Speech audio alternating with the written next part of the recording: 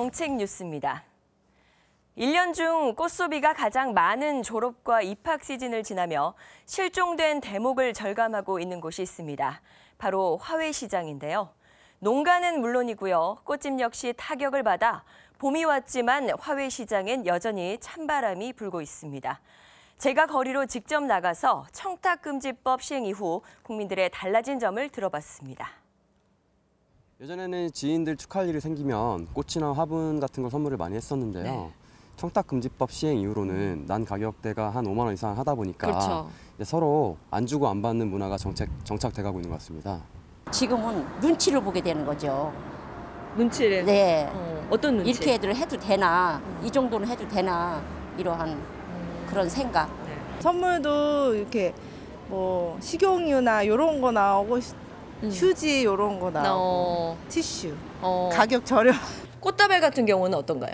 아무래도 어머님들이 선생님들한테 예전에 하던 꽃다발을 조금 걱정하시면서 작게 해가시거나 아니면 아예 안 하시거나. 네, 들으신 것처럼 꽃소비가 줄면서 화훼산업은 졸림마저 위협받고 있는 상황인데요. 자, 실제로 청탁금지법 시행 이후 지난해 9월 30일부터 12월까지 전국 화훼 공판장의 도매 거래 물량은 13%나 줄었고요. 난거래 물량 감소로 매주 월요일과 목요일에 열렸던 화훼류 경매도 월요일 한 차례로 줄었습니다. 소매시장 역시 상황이 어렵긴 마찬가지인데요. 농림축산식품부와 한국농수산식품유통공사가 전국 화원협회 1,200곳을 대상으로 조사한 결과 화훼 소매 거래 금액이 전년 같은 기간과 비교해 28%가량 줄었습니다. 상황이 이렇자 화훼 소비 활성화와 화훼 농가의 어려움을 덜어주기 위해 정부가 나섰습니다. 자, 위기에 처한 화훼 산업을 구할 정부 정책 자세히 알아보겠습니다.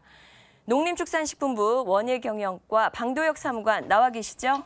네, 안녕하세요. 네, 안녕하십니까. 자, 가장 먼저 눈에 띄는 사업이요. 원 테이블, 원 플라워 운동인데 어떻게 실천하는 건가요? 정부는 청탁금지법 시행으로 위축된 꽃 소비 촉진을 위해 원테이블 원플라워 운동을 적극 추진하고 있습니다.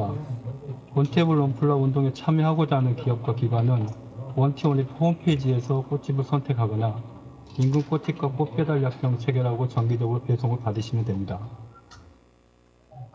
네, 우리 주변에서 쉽게 꽃을 구입할 수 있도록 판매점을 늘린다면서요?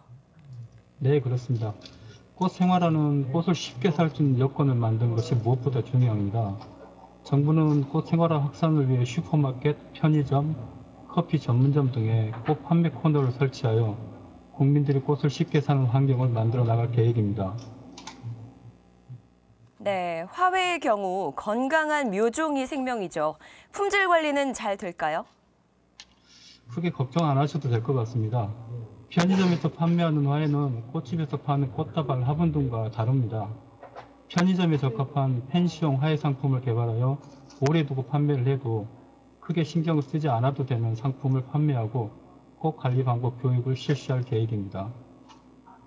네, 꽃 생활화 체험 교육을 실시한다고 하던데요. 앞으로 계획은 어떻게 됩니까?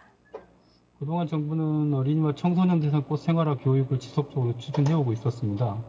올해도 어린이 꽃 생활화 교육, 꽃 터파 조성 등 8개 과제에 대한 공모를 실시해서 총 12개 과제를 선정을 했습니다. 꽃 생활화 체험 교육은 전국 초중고 신청을 받아 4월부터 11월까지 진행할 계획입니다. 네, 오늘 말씀 고맙습니다. 네, 감사합니다. 자, 최근 꽃은 단순한 장식품이 아닌 집안 전체 분위기를 좌우하는 인테리어 소재로도 주목받고 있죠. 또 요즘 같은 봄철 황사와 미세먼지로부터 실내 공기를 정화시키고 인테리어 소품으로도 활용할 수 있는 동민인, 미인염좌 같은 다육식물과 수투기, 개운죽 등 공기 정화식물, 또 먼지 먹는 식물로 알려진 틸란드시아 같은 이색 식물 역시 좋다고 하니까요.